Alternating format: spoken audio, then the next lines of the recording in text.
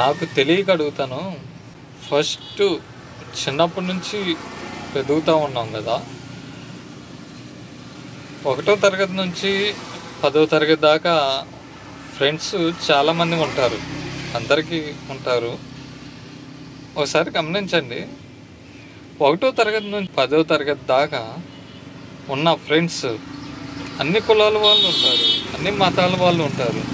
10వ తరగతి దాకా ఎంత ఫ్యామిలీ పరంగా అన్నదమ్ముల్లాగా ఫ్రెండ్స్ లాగా ఉంటామో, ఇంట్రో ఫస్ట్ ఇయర్ నుంచి ఎంత ఎడమైపోతామో.